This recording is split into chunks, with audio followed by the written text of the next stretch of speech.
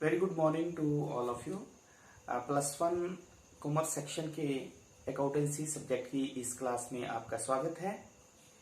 हम प्रारंभिक लेखी की पुस्तक रोजनामचा जर्नल डिस्कस कर रहे हैं, जिसमें हमारा आज का विषय है सम इम्पोर्टेंट ट्रांजैक्शंस, जैसा कि कैपिटल, पूंजी, पूंजी पर ब्याज, इंटरेस्ट ऑन कैपिटल, ड्राइंग्स, आहरण, इंटरेस्ट ऑन ड्राइंग, आहरण पर ब्याज, लोन, ऋण, इंटरेस्ट ऑन लोन, ऋण पर ब्याज संबंधी लेन देनों को रोजनामचा में किस तरह से लिखते हैं। तो let be start. The first transaction is capital. Capital is that amount which is invested by the businessman to start the business. पूंजी वह राशि होती है जो व्यवसाय को शुरू करने के लिए व्यवसाय के स्वामी द्वारा लगाई जाती है। जब किसी भी व्यवसाय में पूंजी लगाई जाती है या व्यवसाय शुरू किया जाता है, तो इस केस में जो दो अकाउंट आते हैं वो आते हैं, एक कैश अकाउंट और दूसरा कैपिटल अकाउंट। क्योंकि कैश अकाउंट एक रियल अकाउंट होता है और कैपिटल अकाउंट एक पर्सनल अकाउंट होता है। कैपिटल अकाउंट जो है वो व्यवसाय के स्वामी के स्थान पर ओपन किया जाता है। ये व्यवसाय के स्वामी का प्रतिनिधित्व करता है, इसलिए ये एक व्यक्तिगत खाता होता है। तो इन दोनों खातों में से किसी भी एक का हम अगर golden rule of debit and credit लगाते हैं, जैसे कैश अकाउंट का अगर हम गोल्डन रूल लगाते हैं, तो कैश अकाउंट क्योंकि एक संपत्ति है तो रियल अकाउंट है, और रियल अकाउंट का हमारा रूल है debit what comes in and credit what goes out. Debit what comes in means व्यवसाय में जो आता है, अगर संपत्ति व्यवसाय में आ रही है तो उसे हम डेबिट करते हैं। तो इस लेन देन में जब व्यवसाय शुरू किया जाता है तो पैसा जो है वो व्यवसाय में आता है, इसलिए जो है वो रोकड़ खाता जो है वो कैश अकाउंट जो है वो डेबिट होगा। तो इस लेन देन में जो है वो कैश अकाउंट डेबिट होगा और कैपिटल अकाउंट जो है वो क्रेडिट होगा। तो इसलिए कैपिटल से संबंधित अगर लेन देन है हमारे पास, तो इस लेन देन की रोजनामचा जो प्रविष्टि होगी वो होगी cash account debit to capital account. Narration simply आप लिख सकते हैं, being business started with cash. तो इस तरह से जो है वो इस लेन देन को रोजनामचा में लिखा जाता है। सेकंड ट्रांजैक्शन है इंटरेस्ट ऑन कैपिटल। व्यवसाय में व्यवसाय के स्वामी द्वारा जो पैसा लगाया जाता है उसे हम पूंजी कहते हैं। ये पूंजी जो है वो व्यवसाय के लिए जो है वो लायबिलिटी बन जाती है, देनदारी बन जाती है, इसलिए इस पर इंटरेस्ट जो है वो एक व्यवसाय का एक्सपेंस हो जाता है।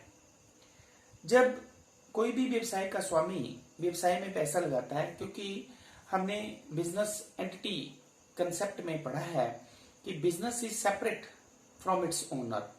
व्यवसाय का अस्तित्व जो होता है वो व्यवसाय के स्वामी से अलग होता है।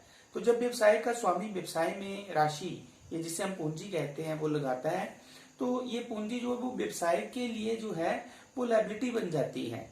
ये जो कैपिटल है उसके लिए लायबिलिटी बन जाती है, और इस पर जो ब्याज है वो भी व्यवसाय के लिए जो है वो लायबिलिटी बन जाती है। इसलिए जब भी व्यवसाय के स्वामी द्वारा लगाए गए पूंजी पर ब्याज दिया जाता है व्यवसाय द्वारा, तो इस तरह के लेन देन में दो खाते जो आते हैं वो आता है, एक आता है इंटरेस्ट ऑन कैपिटल अकाउंट और दूसरा आता है कैपिटल अकाउंट। क्योंकि ये इंटरेस्ट जो है वो कैश में नहीं दिया जाता है, ये कैपिटल में ऐड कर दिया जाता है, ये कैपिटल में क्रेडिट कर दिया जाता है। तो जब भी पूंजी पर ब्याज से संबंधित लेन देन होता है तो इस केस में दो खाते जो आते हैं वो interest on capital and capital account. तो क्योंकि इंटरेस्ट ऑन कैपिटल एक एक्सपेंस, व्यवसाय के लिए एक्सपेंस आता है और all the expenses and losses and incomes and gains comes under the nominal account. और नॉमिनल अकाउंट का रूल जो होता है वो debit all the expenses and losses and credit all the incomes and gains होता है। तो इस रूल के अकॉर्डिंगली जब भी पूंजी पर ब्याज दिया जाता है तो इंटरेस्ट ऑन कैपिटल अकाउंट जो है वो डेबिट होता है। इंटरेस्ट ऑन कैपिटल अकाउंट जो है वो डेबिट होता है और कैपिटल अकाउंट जो है वो क्रेडिट होता है। तो नरेशन सिंपली लिख सकते हैं आप, being interest on capital allowed, being interest on capital allowed.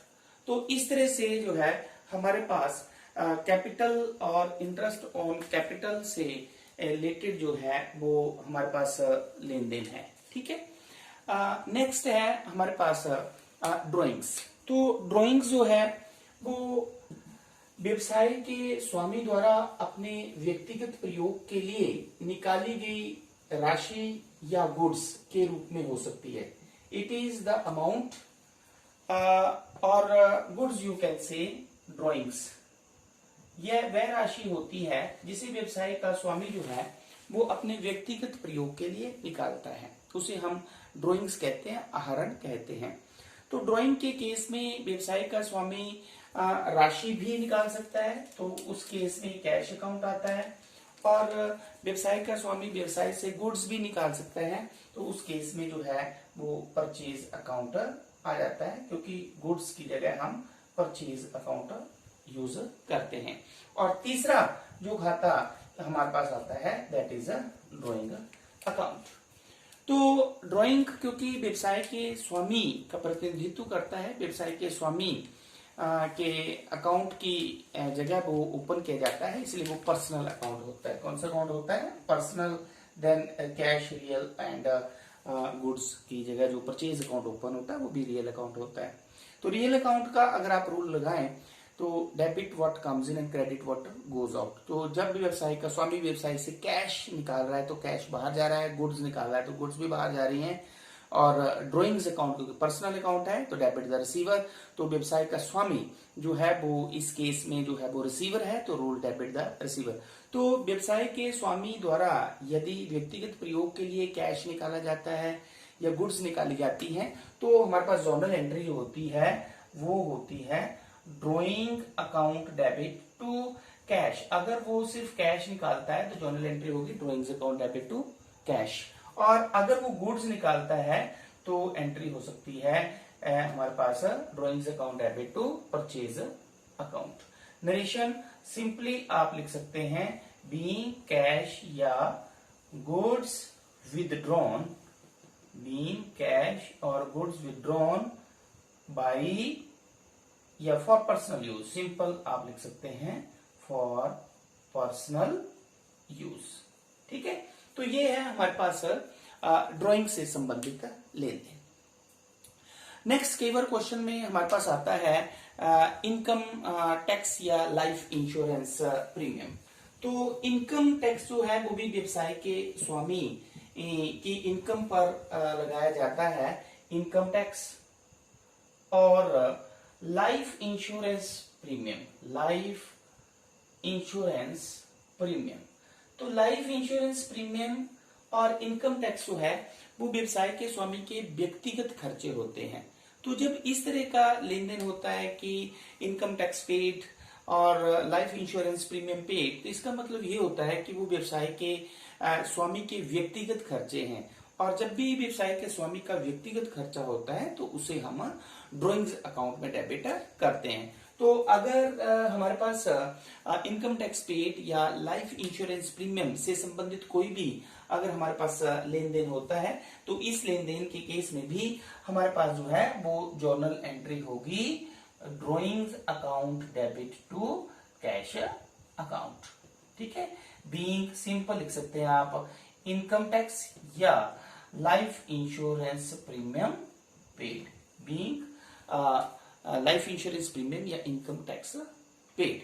तो इस तरह से हमारे पास जो है वो ड्राइंग से संबंधित ये जो है वो लेन देन है। नेक्स्ट हमारे पास आता है लोन। तो व्यवसाय के स्वामी द्वारा व्यवसाय के विस्तार के लिए जो है वो लोन लिया जा सकता है। ठीक है, तो लोन जो है वो दो तरह का हो सकता है। एक लोन गिवन भी हो सकता है, लोन टेकन भी हो सकता है। ठीक है, तो लोन टेकन मतलब जब व्यवसाय का स्वामी व्यवसाय के विस्तार के लिए जो है वो लोन लेता है। तो जब व्यवसाय के विस्तार के लिए व्यवसाय जो है व्यवसाय का स्वामी जो है वो लोन लेता है, लोन बैंक से भी लिया जा सकता है। ठीक है, तो जब लोन लिया जाता है तो इस केस में जो हमारे पास अकाउंट आते हैं, एक आ जाता है कैश अकाउंट। ठीक है, और दूसरा आ जाता है हमारे पास जो लोन देता है उसका लोन गिवर जो है उसका अकाउंट। ठीक है, लोन गिवर अकाउंट, जैसे एसबीआई से हम लोन लेते हैं तो एसबीआई लोन्स अकाउंट आ जाएगा। ठीक है, तो मान लो कि व्यवसाय के स्वामी ने व्यवसाय के विस्तार के लिए 10,000 रुपए का लोन जो है वो एसबीआई बैंक से लिया है। तो इस केस में जब हम लेन देन को रोजनामचा में लिखेंगे तो हम उसकी क्या प्रविष्टि करेंगे। तो क्योंकि कैश व्यवसाय में आ रहा है तो कैश जो है वो एक रियल अकाउंट होता है। ठीक है, और जो लोन देने वाला वो पर्सनल, क्योंकि बैंक है या कोई व्यक्ति है तो वो पर्सनल अकाउंट में आएगा। तो पर्सनल अकाउंट का रूल जो होता है debit the receiver credit the giver, तो वो लोन दे रहा है तो वो गिवर हुआ, हमारे पास कैश आता है। तो इस केस में जब लोन लिया जाता है तो हमारे पास एंट्री हो जाती है कैश अकाउंट डेबिट टू, जिससे हमने लोन लिया। तो मैंने एग्जांपल लिया कि मान लो एसबीआई से हमने लोन लिया तो cash account debit to SBI loans account. ठीक है, cash account debit to SBI loans account. तो बीइंग नरेशन आप लिख सकते हैं being loan taken, being loan taken. उसी तरह लोन गिवन भी हो सकता है। लोन जब किसी को दिया जाता है तो इस केस में भी दो अकाउंट जो आते हैं, जिसको एक तो कैश, क्योंकि कैश व्यवसाय से बाहर जाता है, और दूसरा जो है वो लोन जिसको दिया जाता है उसका व्यक्तिगत खाता जो है वो डेबिट हो जाएगा। इस केस में डेबिट द रिसीवर हो जाएगा। तो किसी को आपने लोन दिया, किसी दूसरे बिजनेसमैन को व्यवसाय के स्वामी द्वारा लोन दिया जाता है, तो इस केस में जो है वो लोन जो रिसीव कर रहा है उसका खाता डेबिट हो जाएगा और कैश अकाउंट जो है वो क्रेडिट हो जाएगा। नेक्स्ट हमारे पास आता है interest on loan account. Interest on loan account, क्योंकि व्यवसाय का स्वामी व्यवसाय के विस्तार के लिए एसेट्स को परचेज करने के लिए जब लोन लेता है तो उस पर जो है वो इंटरेस्ट भी दिया जाता है। ठीक है, और जब ये इंटरेस्ट दिया जाता है तो इंटरेस्ट ऑन लोन अकाउंट, इस केस में हमारे पास जो है वो इंटरेस्ट ऑन लोन अकाउंट और कैश अकाउंट। ठीक है, ये हमारे पास जो है वो दो खाते आ जाते हैं। तो क्योंकि इंटरेस्ट ऑन लोन जो है वो एक एक्सपेंस आ जाता है, तो एक्सपेंसेस जो है वो हमेशा व्यवसाय के जो है वो नॉमिनल अकाउंट में आते हैं। तो और नॉमिनल अकाउंट का हमारे पास रूल होता है debit all the expenses and losses. तो जब लोन पर इंटरेस्ट दिया जाता है तो हमारे पास जो है वो इस तरह का जो ट्रांजेक्शन है जो रोजनामचा में जब हम लिखते हैं तो हमारे पास एंट्री हो जाती है interest on loan account debit to cash. ठीक है, interest on loan account debit to cash account, cash में दिया जाता है तो कैश अकाउंट आ जाता है, चेक या ड्राफ्ट द्वारा दिया जाता है तो टू बैंक अकाउंट आ जाता है। ठीक है, तो ये है हमारे पास कुछ महत्वपूर्ण लेन देन। नेक्स्ट हमारे पास आता है डेप्रिसिएशन। डेप्रिसिएशन, अब डेप्रिसिएशन क्या होता है, जिसे हम हिंदी में ह्रास भी कहते हैं। Depreciation is the decrease in the value of asset with permanent use और पैसेज ऑफ टाइम। किसी भी संपत्ति के समय बीतने के साथ साथ या उसके लगातार प्रयोग करने से उसके मूल्य में जो कमी आ जाती है उसे हम ह्रास कहते हैं। अब ये ह्रास जो होता है वो ह्रास के केस में अगर ह्रास से संबंधित हमारे पास लेन देन है, सपोज करो हमारे पास है मशीनरी पर ह्रास लगाया गया 1,000 रुपया, डेप्रिसिएशन ऑन मशीनरी 1,000 रुपीज है। तो इस केस में हमारे पास जो दो खाते आएंगे, एक आ जाएगा डेप्रिसिएशन अकाउंट और दूसरा आ जाएगा हमारे पास मशीनरी अकाउंट। तो डेप्रिसिएशन क्योंकि एक व्यवसाय का एक्सपेंस बन जाता है तो एक्सपेंस इसका मतलब वो नॉमिनल अकाउंट में आता है। तो दोनों में से किसी का भी एक का रूल आप लगा लें।